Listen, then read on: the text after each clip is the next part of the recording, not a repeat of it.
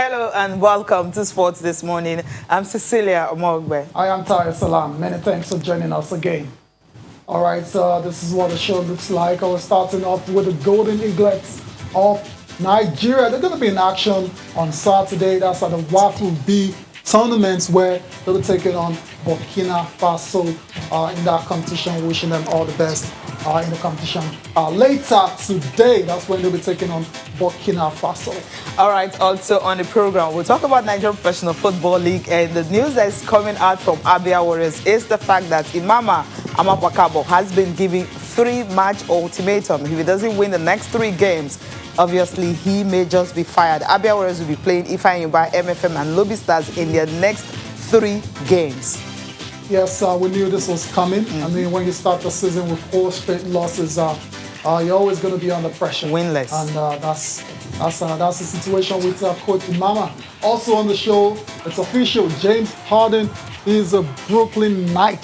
He's a Brooklyn Nets after the Nets completed his trade from the Houston Rockets yesterday. So James Harden is going to be playing with Kyrie Irving and Kevin Durant. Kyrie Irving, question mark. Question marks. I agree. Question marks. Anyways, it's still a member of the team, and we're told he's excited to return to the team and play after and the games. will decide that. Exactly. That's no longer in his hands. Exactly, that's no longer in his hands. Anyway, so that's what we're starting off the show from. It's official yesterday. We're waiting for the NBA to approve the deal, and they've done just that exactly. And we have the details for you that we tried to run through it's a whole lot. Yesterday. It's a mega deal, blockbuster. 4 teams are involved in all of it, and from the Cavs to the Pacers. And of course, the Rockets and the Nets. Exactly. And we all know where these players are going to end up for their immediate future. Let's start with the Rockets and see what they get in. This one is is of interest to us because it's got Victor Oladipo going to the Houston Rockets. There you go there, Victor Oladipo. Yeah. There's also Rodions Cruz down to Exum for unprotected first-round picks, 2022, 2024, 2026. I mean, that's the details for you. You don't need to run through all of this. You can just the Nets are just the only one that getting only one. Yeah. Every other person is going to benefit from it. Yeah, a lot of those guys are going to benefit in future from this particular trade. But for Brooklyn, it's all about James Harden and trying to win right now. All right, the Pacers get Caris LeVert. They also get 2023 second-round pick from the Rockets, while the Cavs get Jarrett Allen and Taurean Prince. There you go. That's it. That's the biggest deal in the NBA in recent history. Yeah, recent memory. Yeah.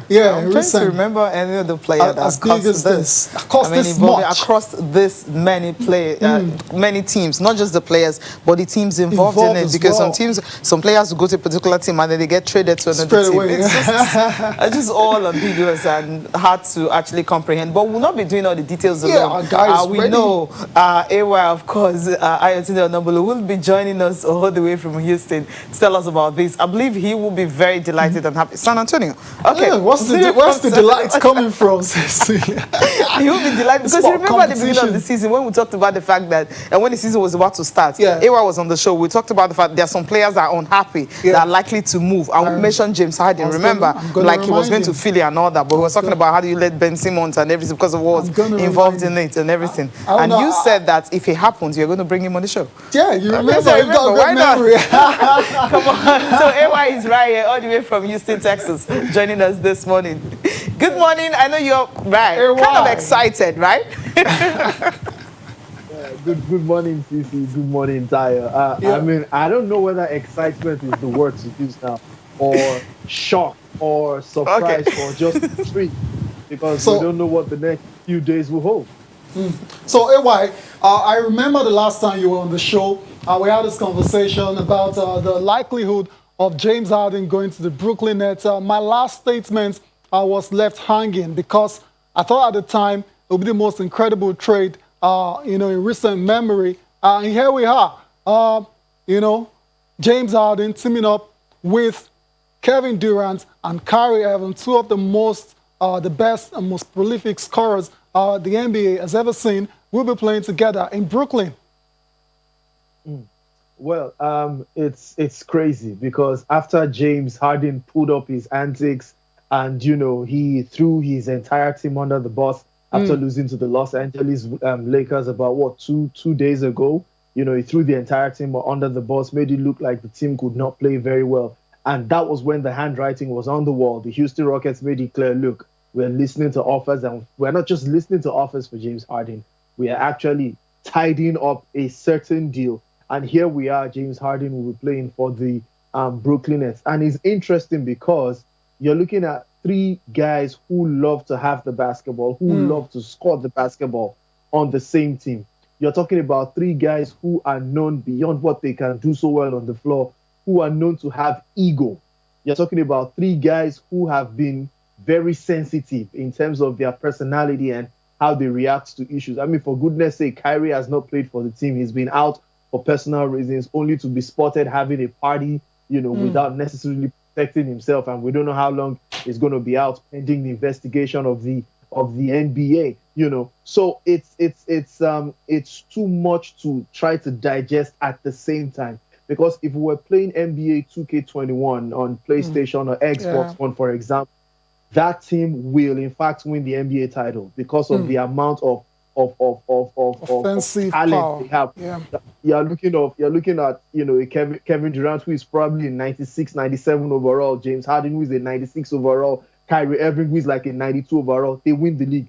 But this is not video game. This is real life because egos will come into right, because the experience of Steve Nash as a first-year coach will come into play. How is he able to manage all of these guys, especially Kyrie Irving? Another question is, who is going to be the number one scoring option? Exactly. Now, I personally think that person is Kevin Durant. No disrespect to Harden and to Kyrie, there is no way I have Kevin Durant on my team and I am preferring the first option to any of those other guys. But the bigger problem is, remember, I left Boston. He left Cleveland because he wanted to be his own man. Remember, after they won the title run, he left Cleveland, moved to Boston. He clashed with his teammates, and then he moved to Brooklyn, playing with KD. And he was asked, if it comes to the final shot, who's going to take it? And he says, well, for the first time in his life, he feels like he's able to play with somebody who can also take the final shot. To Kevin Durant. But now you have James Harden. James Harden, one of the highest usage guys we have ever seen in the history of basketball, who does not just like to take many shots, he likes to control the offense. Does that mean Kyrie slips into the third scoring option? This is someone, remember, the reason he left Cavs was because he did not want to play under the shadow of one player. Now he's going to be playing under the shadow of two players. There are too many questions to ask him, and that's why I am not particularly overhyped about this trade. I know on paper it's championship or let's say finals or bust for this team, but if they fall short, I personally am not surprised about that. Yeah, I'm not surprised at all. These guys, like I said, will get a lot of buckets, on a nightly basis. But who's going to play defense? Harden, especially, is kind of perceived to be a defensive liability, even though I don't agree with that. Thank you very much, Tayo, for bringing that up, because you see, there are two ways you see basketball. There's what you see with your eyes and the narrative you've had over the last few years, which somehow will influence the way you see the game. And you can also look at it the way the numbers actually say the game. I am a huge fan of advanced metrics. And can I tell you something for free? Go ahead. Last season alone, when you're looking at all the shooting guards who played at least 40 games for their team and averaged at least 24 minutes on the floor, James Harden had the third best defensive rating numbers. And I am not even kidding you. James Harden played defense last season. But because we've had the mindset and we've had the idea that he's a defensive liability, we don't necessarily appreciate what he is doing on the floor. It's similar to the case with Andrew Wiggins of the Golden State Warriors. For some reason, everybody's talking about Wiggins' defense. I never thought there'll be a time in life where we will be talking about Andrew Wiggins and what we'll be raving about is his defense and not his offense. He's one of the best defensive players in the game today. It was the same way with James Harden last season. So when you talk about defense, Kevin Durant provides all the length.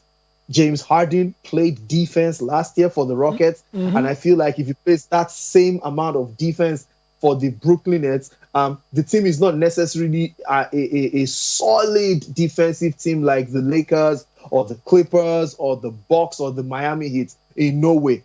But if you're going to blame anybody for defensive work based on what we saw last season, it will not in any way be Kyrie Irving. So I don't think it will be fair to judge. I mean, did I say Kyrie? I meant James Harden. James. I don't think it will be fair to judge James Harden based on his defense and think he will be a defensive liability for the Brooklyn Nets. And also, don't forget, he has moved from a much stronger Western Conference with so many pit bulls to a considerably weaker Eastern Conference where he will not have to face the kind of opposition he would have faced in. Because, I mean, you're looking at the West. You're looking at him going up against shooting guards like CJ McCollum. You know, you're looking at him going up against guys like Donovan Mitchell and so on and so forth. But when you go to the East, the biggest shooting guard that comes to mind in the East right now is Bradley Beal of the Washington Wizards, who I must say is very horrible playing defense. So if you compare them one-on-one, Bradley Beal does not stand a chance. That's exactly how it is. All those who play to James Harden's advantage. All right, I mean, let's talk about the Rockets game now, leaving James Harden. I know it's going to be a discussion that will definitely continue because everyone's already tipping Brooklyn Nets to win the title. I mean, to championship team. I mean, you saw reactions all over the social media on how maybe LeBron James could have reacted, you know, after he heard the news about him joining the likes of KD and Kyrie. But now, Houston Rockets got their first win. I mean, after the night they traded James Harden. It simply means that this team will definitely gel even without James Harden. Are there chances of that? Because you have the likes of Sterling Brown actually stepping up, taking that starting lineup in place of James Harden, you know, contributing as much as 23 points for the team.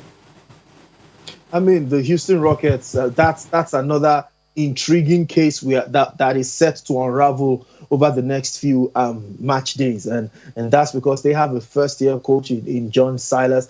When you look at the names they have on their roster, I think it would be unfair to think the Houston Rockets are not a good team. They have John Wall. When John Wall was in the Eastern Conference, he was one of the better point guards, one of the best point guards in the Eastern Conference, right? He's fresh off an injury that kept him out of 2 years. He doesn't look like he's missed a bit. Obviously, James Harden was a cancer in the dressing room of the Rockets, especially from when he joined them for preseason very late. You have DeMarcus Cousins, who has been injured, and also just recently came back. And we know on his own good day, DeMarcus is a 20-10 guy, right? You have PJ Tucker, one of the best defensive power forwards we have in the game, albeit even though he is of small stature compared to what the traditional power forwards should be. And I feel like the best player they have right now is a young man by the name Christian Wood, who has been immaculate for them. He's shown in many stars for Detroit last year, but he's even playing better, and he looks like he's the front liner, even though it's early in the season, to win the most improved player. They have pieces on the floor. You mentioned Sterling Brown. They have a rookie there, Tate. And I feel like if Coach Silas brings all these pieces together and is able to find a situation where he can, apportion great minutes in an appropriate way, using their skill sets as the important yardstick. And don't forget also, I think it's Victor Oladipo, who is now in Houston, pending any trades in the next few days. That's a solid team to watch on both ends of the floor, offensively and defensively. I don't know whether the team is going to be built around one superstar. I don't know who that, in quotes, star will be, because you have two guys coming from injuries. You can't expect too much from them. And then you have an incredible leader in PJ Tucker, But then Chris Wood, for me, is the best player right now for Houston. And, we saw them in the early hours of this morning, Nigerian time, how they played against the Spurs, giving us an idea of what to expect when they gel together. All right. Even without having those John Wall and Eric Gordon, they didn't have those two players because of injury, and they still went on to win that game. Yeah, they're a good side. There's no doubt about it. And let's just take a listen now to the coach of the Houston Rockets, as well as Christian Woods and Sterling Brown, after that very good victory over the San Antonio Spurs. Sterling Brown, 23 points on the night in place of James Harden in the starting lineup of the Houston Rockets. Ayatunde, before we let you go quickly, we've seen a few big threes, mega teams in the NBA recently, from Kevin Garnett to Paul Pierce and Ray Allen. Then we saw Chris Bosh, LeBron James, and Dwayne Wade. Now we're seeing these guys. Where do you rank, this combination compared to what we've seen in the past? Quickly before we let you go. I mean, if it's in terms of just pure talent, they are up there. Are you kidding me? These are three of the best scorers we've seen in the game. But if you look at the overall game, bring their egos, bring their characters and the personalities in there, I will leave them on rant for now until I actually see them play the game of basketball. Fair enough. Other big things we've seen, there's been a lot of leadership and selflessness. I need to wait to see, especially Kyrie and Harden play together before I pass my judgment on that one. Very, very sensible indeed. Ayatunde, Honorable, many thanks for joining us on the show. Thank you. Thank you very much for having me, guys. Thank you. All right, then that's it for the Houston Rockets. There were other games in the NBA, but understandably, this is kind of hog the headlines for obvious reasons. The other games are involving Nigerians again. It's so exciting. And Gabe Vincent. You see these guys every night actually putting in the numbers, because Miami Heat right now is depleted. Though they lost the game to Philly again, but then Sixers are, when you have Joel Embiid and Ben Simmons and they're playing good basketball, so it's always hard for you to topple that team. I mean, Philadelphia were actually on a very good run until COVID depleted the team also. But right now they're having a very, very fantastic run. Let's just take a listen to. Do you have time for those guys? Yes, sir. Talking about how they can actually improve their games to ensure that maybe when the whole team they will have had more like a permanent starting lineup if it's possible. Okay, we need to come back. We'll take that reaction.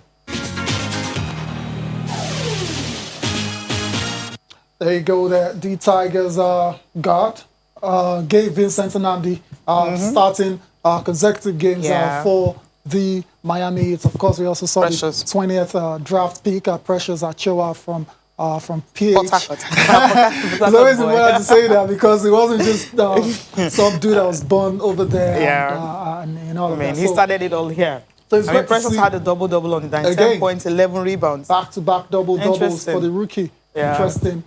Indeed. And for Gabe Vincent, 21 points on the night, 6 of 17 field goal made, 8 assists as well. 2, but the turnovers, it's got to find a way to reduce them. 5 on the night. Not 5. good. We've seen some top players having 7 on the night. Yeah, but it's understandable. Someone has not been a part of the setup for a long time now. It's going to take a while to find his rhythm, get to know his teammates better, so he doesn't misplace a lot of those passes. So that's why I said those turnovers. I mean, you can't cut him some slack. Of course. All right, you guys can talk to us on our Twitter handle. We'll be talking about NPFL today. And, of course, it's weekend. I mean, Saturday, Sunday, a whole lot of NPFL games. One will be played in Lagos. MFM Rangers will be coming down.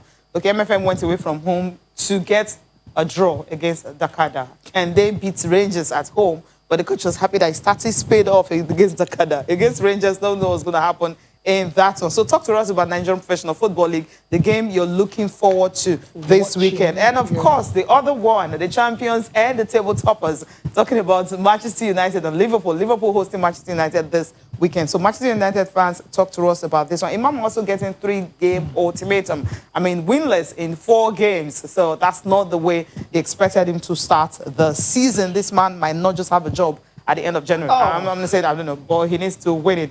Okay, Austin will be joining us to talk about these and more.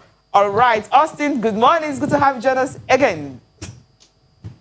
Sports greetings, Cecilia. Good morning, Tayo. Shout out to all our viewers worldwide. It's always a delight to be on the show to talk sports for you guys. Good morning. Good morning, indeed. Okay, we'll start with Imama, right? Of course. Yeah, that's the big story. I mean, you were talking about, I mean, you wanted to talk to him, you didn't pick your call and everything. Now you understand. He's a busy man trying to get his tactics right and see how he can, get a win out of the many players. I mean, they actually got into that Abia Warriors. It seems management wouldn't want to give him time for those players to gel, because from all indications right now, just 3 games, if he doesn't win them, he will be losing his job. And if you check those games, obviously they're not easy games. If I buy is the MFM Lobi Stars are the games he needs to win for him to have a job. It's a lot of pressure. Yeah, I know. And I was having a chat with Tayo yesterday, like this Nigerian pretty much ultimate film. I get to see it almost every season. Every time. I know it's tough for Abia Warriors, and I say it again, they are a decent team. They're a good team. Something is just wrong, and I've said, look, we are in the times where if anything is wrong, just blame COVID-19. But Coach Imama is a very good coach, very intelligent. Let's not forget that's a league title winning coach. Sound. I love the fact that he's very focused. I always remember the post-match press conference he did when they lost to Eimba, where he said they just lost 3 points out of the bunch that they're going to pick. Little did they know that they were going to go on to lose the next 3. Yeah. This is pressure, real pressure on Coach Imama and to an extent the players. But it's just so sad that when these things happen, the only place people turn to is the coach. Let's start asking questions. The Abia Warriors players, what's going on? What are they not happy about? What is stopping the sort of delivery that we know from Abia Warriors? Now with the next 3 fixtures, it's even so difficult because they find Urban needs to start winning. Lobi Stars, they are pumped up. In their last 2 matches, they've been able to get 4 points. So I just wonder where they're going to get something with MFM. In their last 2 matches, they've been able to get 4 points. But hey, this is football. When it's not going right, you need to look for a way to tweak things. Put on your tactical quality and then see ways that you can start getting those results. I just want to wish Coach Imama all the best. I don't want anything to happen to him at Abia Warriors. We need this sort of coaches in the league, to develop league football in Nigeria. It's all up to him. Let's see what he can do to turn things around. Let's see what he can do to turn things around. Indeed, Austin, in announcing, trying to rationalize this decision that they've made, that's Abia Warriors, they're saying that the team has no reason not to do well considering the caliber of players in the team. And I also pointed out that Imama has enjoyed the greatest support in the team's history. I mean, that's what they're saying, and that's why they're saying, now, man, we can't afford to go on like this, and that's why it's gotten the 3-match ultimatum starting this weekend. He has to win that game, or he'll be a goner. I know, but then again, they need to look at it from another angle. Sometimes when things are not going right, you don't come up with, because this is a subtle threat, and it might just do worse than good. Maybe management needs to sit down and then have a proper talk with the players. Yes, they recruited well. They like the way they recruit, but is the team gelling? What is it that is not making them get the results? Watch that match against Jigawa Golden Stars and see your mistakes in your face and try to see how you can correct it. You got the lead, you lost the penalty, and then you went on to concede 2 more for the match to end 3-1. It will hurt anyone. And I know the club chairman so well, Emeka Nyama. I'll also still try to talk to him. Let's see what they have out there that is probably the problem, because first you need to identify the problem, Tayo, before they start going and say, oh, they have a lovely building, oh, the house is so fine, but why is water leaking? Go check the roof, go find out what's wrong somewhere, so pretty tough. I looked at the Abia Warrior lineup against Eimba. I liked it. I looked at the one against Chicago Golden Stars. I liked it also. Have they been unfortunate with what I've seen? I can't really say that except for the Eimba match. So it's about the mentality, and that is where Coach Imama needs to get up, do a good job, tweak the mentality of these players, put some words into their head, charge them, let them understand the philosophy of optimism, get into every match with a mentality that you have to win it, and they might just start getting the results. All right, so maybe the management are in a hurry. I mean, 4 games, new players, a new coach. Just give him time. Let's take a look at other games happening this weekend. I mean, Abia Warriors, of course, they will try as much as possible to see if they can win their next game against Enyimba. But other games for this weekend, we know that MFM will be hosting Rangers, and of course, you also have other big games that will be coming up. Nasarawa United against Katsina. Plateau United will be hosting Adamawa United. Enyimba and Kano Pillars, okay, that's the one we'll talk about later. Rivers United and Heartland. Rivers, I mean, haven't lost their unbeaten run. They will be hosting Vintage Heartland, who were just ruthless in their game against Enyimba. And of course, you have other fixtures for Sunday because all the games are starting 4 p.m. And of course, one of them will be live on NPFL.TV.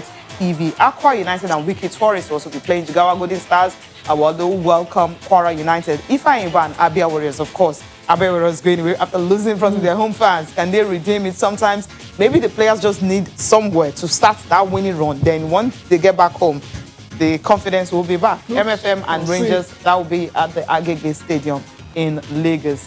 And also you have the Lobi Stars and Dakada FC, Sunshine Stars and Warri Wolves will also be in action on Sunday. Nigeria Professional Football League match day 5 fixture. So Austin, which of these games will get you talking? Definitely MFM and Rangers. That's a big match. That's a match I've covered for some time when I was in Lagos at the Agege Stadium. And then every time it comes with fireworks, I don't just know how it's going to look like now without the fans. But Enugu Rangers, they're enjoying good form. Yeah. MFM also, as we said, they're enjoying good form. Beat Sunshine Stars, and then they went on to Dakada to pick a valuable point on the road. Same thing with Rangers. They got away to beat Jigawa Golden Stars, and then they defeated Ifeanyi 2-1 to keep their momentum going and actually rise on the league table. So this would definitely get us talking. MFM and Coach Tony Bullos, I'm loving the vibes. He's one coach that whenever MFM is playing, we thought we saw drama when Coach Fidelis Ilechukwu was at MFM. I think whenever they are recruiting, they ask their coaches, do you have drama? If you're not dramatic, you can't come to MFM. So we're going to see a lot of his vibes from the touchline. Coach Salisu Yusuf, gentle, calm, intelligent coach, highly experienced. We're talking about league football in Nigeria. So it's going to be a good one. One that I hope to see a win. MFM, in some aspects, look like the team that can come out on the day, but Rangers can hurt anybody on the road because of the quality and the momentum is right for them at the moment. They are second on the league table. MFM, they are 7th on the league table.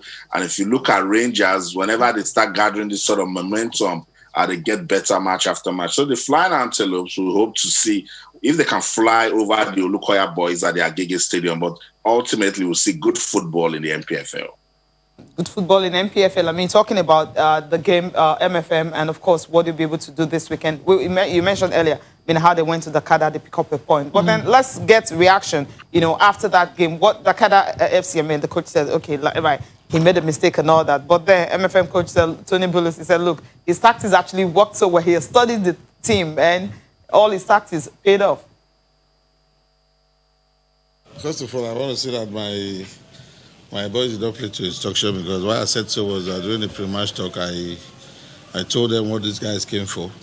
That all they came for was shooting from afar because they definitely cannot walk their way inside the net, and definitely that was what happened. And even Mupo, my player came back to pick on that man.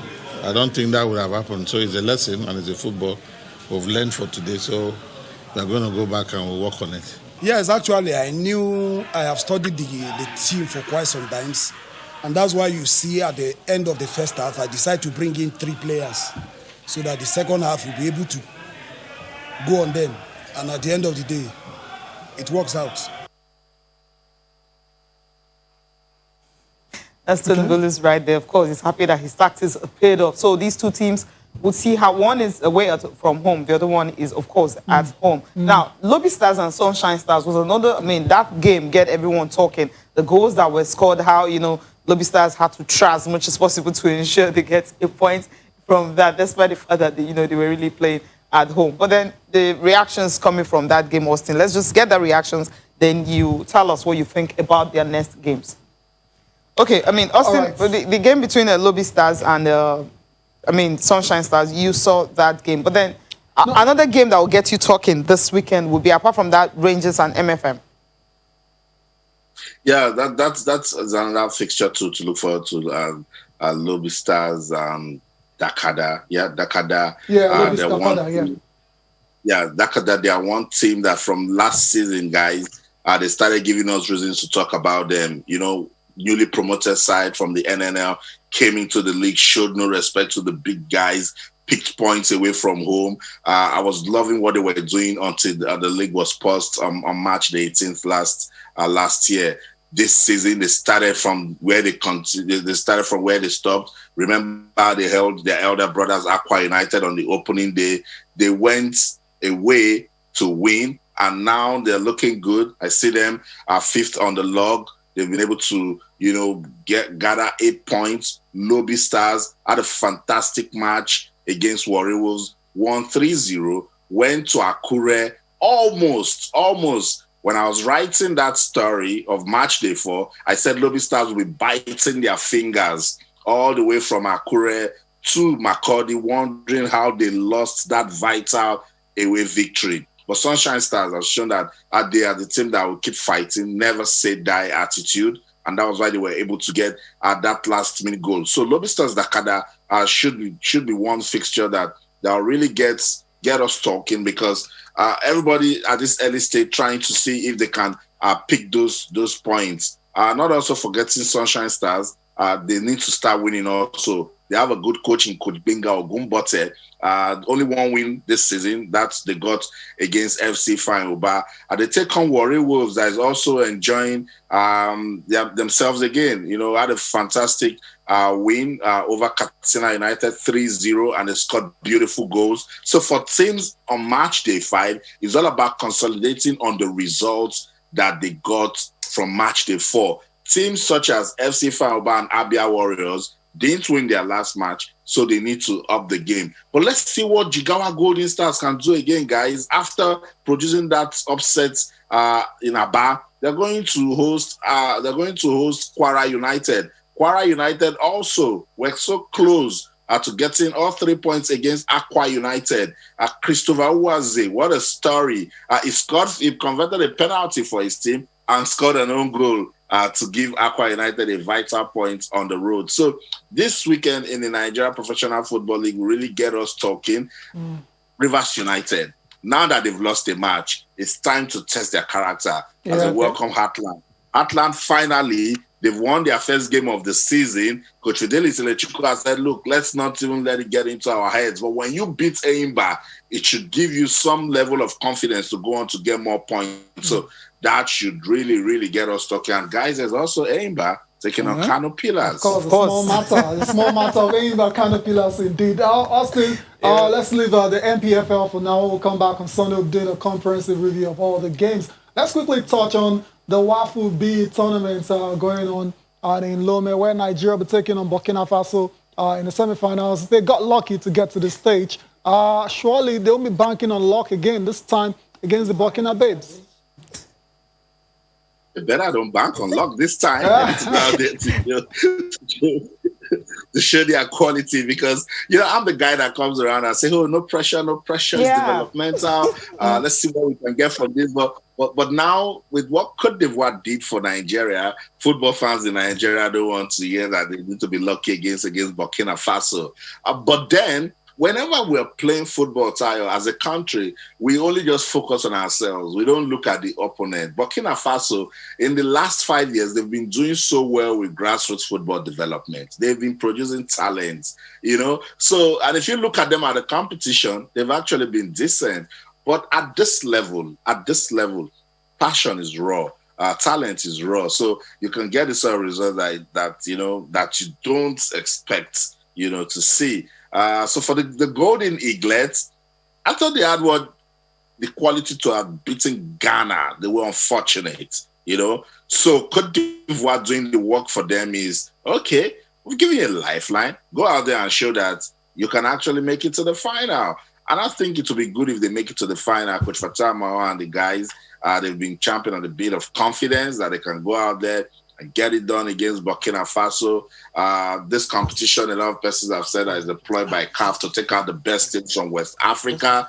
But let's also see that it's another opportunity for them to develop, talent at that level. So all the best to the Golden Eagles as they take on Burkina Faso. I'll never, ever put pressure on an age grade team, but let the coaches sit down, take a look at some talents that we can actually use for progression.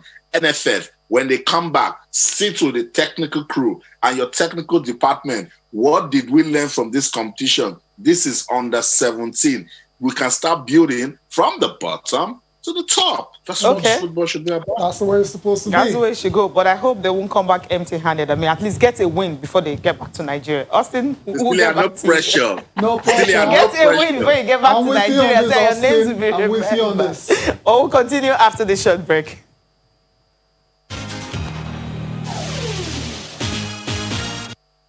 Okay, Austin Okonakwan is still very much with us. Let's touch down with Arsenal. They had a 3-game unbeaten run. Of course, they won 3 games consecutively. Winning run. We're all happy that, yes, they've arrived. But their 4th game, well, it was a draw. I mean, a draw, just a drab draw. How do you even describe the game? It was drab because it was very, very dull. There's some, goalless games you watch and you enjoy it. But this one was so dull. No, and you start wondering, when will Arsenal get the formula for Crystal Palace? Last season, I think it was the one at Crystal Palace ended 2-2. Arsenal got a 2-goal lead and Crystal Palace got into it. And then the one at the Emirates was 1-1. And now we saw a drab goalless draw, And I think it was a very bad result for Arsenal because they probably would have used this to consolidate their position on the league table. If they had gotten a win over Crystal Palace, that they probably would have jumped into the top 10, and start believing again. So Crystal Palace, anytime, any day, we worry Arsenal. They need to go back and see how they can start getting those wins against a stubborn Crystal Palace side. Don't forget Crystal Palace. On a good day, they can upset any team in the English Premier League. But for Mikel Arteta and his team, when you get the sort of form you're enjoying now, you must just be better. You must keep getting better because of what you see on the league table. So let's see what they can do in their next match. But as you say, it was a very boring match. They played like there was nothing in it for them. I saw the highlights again, and I struggled to count the chances. In that. So these are the times where everyone is just trying to be careful, particularly with Arsenal that has seen so much struggle in November and December. They would say to themselves, "We'll keep this 1 point," because if you go back to November and early December, they probably would have lost the way they lost to Burnley and some other teams that came to the Emirates. But they got a point from this one now. They will gladly keep it. Next match for them, I think, was against Newcastle. Newcastle also one team that can, worry the Gunners. We saw what happened right there in the FA Cup, So let's see. It's all up on Mikel Arteta and the players now. Do you want to keep getting better, or you want to start dropping the vibe once again, and then teams come and they start, running you over? They need to answer those questions. 1 point against our Palace is not a bad result at all. I mean, it's not the worst result. It could have been a lot better, truly, but that's what it is now for the Arsenal. Austin, still on the Premier League. Big match this weekend, on Sunday to be precise. It's going to be United taking on Liverpool. Top of the table clash. Last time United lost away from home was at Anfield. Quickly, your take on this game before we let you go. Big game, and then it will do a lot to the league table. But Manchester United, they will look at themselves and say, "Look, we love what we've done in the last 2 months. Let's just keep it going, particularly now that they're beginning to see how to grind those results, and make it happen. Liverpool, on their own part, they're a team that, the quality in that team, and each time they come out to win, they can actually win. And if you look at the head-to-head, be very careful not to jump and say, oh, it might just go Liverpool or it might just go Manchester United. These sort of games, they come with their own vibe. So we'll wait. We'll see what's going to happen in that one. But I've not been scared of making calls for Manchester United when they turned it around in November. Go ahead. In December, they got me embarrassed on live TV the last time I was here when I confidently called them to beat Manchester City. Yeah. But it's football. It didn't happen for them. They went on, won their next league match to consolidate their position on the league table. I still believe they can do same against Liverpool. And it is this sort of game style that Ole Gunnar Solskjaer can use to tell his team that, look, we can compete for the title. If they beat Liverpool, if they beat Liverpool on match day 18, if you play the team matches, right now they have 36 points on the league table. Liverpool struggling behind them with 33. I said struggling because if you put side by side on how both teams started, Liverpool had a better start than United. And now United tops the league table. And it gets better match after match. So Ole tells his boys, go out, show the fans that you're not a flash in the pan, that you can win the big games, and also we can win the small games and also win the big games. If they win that game against Liverpool, they can compete for the league title tie, as you say here. Yes, that'll be a great way to lay down a very great marker indeed. Austin, before we let you go, Kamaru Usman, Gilbert Burns, February the 13th. Settled. Awesome, Tayo. And with Kamaru Usman, anytime, any day, we love it when he comes out there, put the Niger thing going. And then this was the fight. We weren't expecting. It was postponed. But before this, we're expecting a different fight, and then this came up, and we said we can jump on it. I remember we've talked about this severally, and I said this is a potential banana skin because Gilbert Burns knows Kamaru Usman so well. They train together, and and it's a sort of fighter that can be ferocious. He can attack, but hey, the Nigerian Nightmare doesn't look at anybody's face. Just when you think you can stun him, he puts you down. He has done it over and over again, and that's why he's the champ in that division. And I believe that he can go on to, keep his belt, but he cannot afford to be complacent. He cannot blink. This is the UFC. You know what happens, Tayo? When you blink in the UFC, you start asking questions when you open your eyes, like, what happened? What happened to me? So Kamaru Usman has all the qualities of a champ. We saw his last fight, and how he did it brilliantly to get to where he is now. Against Burns in February, I think it's going to be a careful fight, but at the end of the day, the champ will still be the champ. All right, champ will be champ, all right? Okay. All right, Austin, thank you so much for joining us again this morning. Have a great and fantastic weekend. Thank you so much, guys. Niger will chop. Niger will eat. You guys. We'll do this again next week. All right. See you on Monday then. All right, let's just take a look at some tweets. Comment, there are just so many. How many can we take? Maybe 6 or 7 if we can. Okay, we have 3 minutes to run away from the studio. Dr. Kene says, Crystal Palace reveals we are far from where we need to be. Aubameyang is struggling. The young lads cannot carry this team all game. Okay, the young lads, younger players cannot carry the team, or the big stars need to come through. But at the moment, it's not happening. I hope Arsenal do business early, talking about going to the market. Really? Ejikeze says, okay, he's talking to all of us. What exactly do Abia Warriors hope to achieve by openly threatening their technical crew? Face the music sounded so unprofessional. A more reasonable approach should be criticize privately and praise openly. He's talking to management of Abia Warriors. And Patoski says, for Manchester United and Liverpool game, it's going to be a tough one between two strong rivals. Players and coaches will put in everything to win. United is in a good form with fast strikers. They might win with a small margin of 1-0, but it could go either way. All right, okay. There's also George, you're talking about the NBA. You're saying Steve Nash will need a PhD in human psychology to manage the egos of James Harden, Kyrie Irving, and Kevin Durant as well. So, yeah. Edwin just said Imama should be giving some time to get players out, or to get something out of these players. There's so many coming. But don't worry, we'll try on Monday to read more of your tweet. Thank you so much for watching. I'm Cecilia Amongbe. Have a great weekend. See you again on Monday. I am Tahir Salam. Enjoy the rest of your day.